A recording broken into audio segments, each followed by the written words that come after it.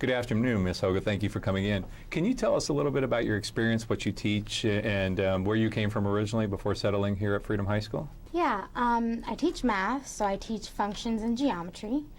And before I started teaching at Freedom, I student taught in Falls Church, and I originally grew up in Pennsylvania. Okay. About your college experience, where did you go to school and those types of things?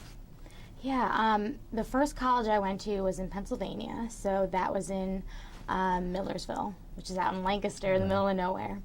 And then I finished my college degree in Marymount University down here. Why math? Why math? Why not math? When I did math in high school, I loved it. And that was pretty much my only sense of direction when I got to college. I didn't know what I wanted to do. And I didn't know I wanted to do education until I became a sophomore, because I was tutoring in the math center. It was like the college version of Math Lab. And I was tutoring, and I loved it so much, I became a math education teacher. You mentioned that point in college when you figured out you wanted to be a teacher. Was there anybody when you were in high school that kind of inspired you and maybe had you look at that profession as a possibility for your future?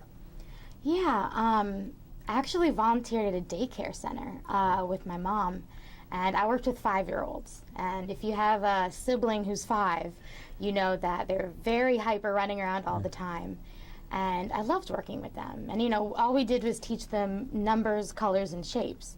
But I knew I loved kids, and I knew I loved math, and I finally put it together when I got to college. If I'm a young junior or senior student, and I'm looking at the possibility of being a teacher, what would you tell me?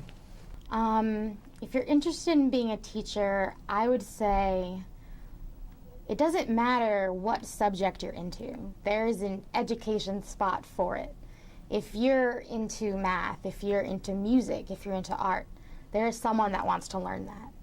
And so whatever path you want to choose, think about it. I enjoy seeing someone not know something and then seeing them know it.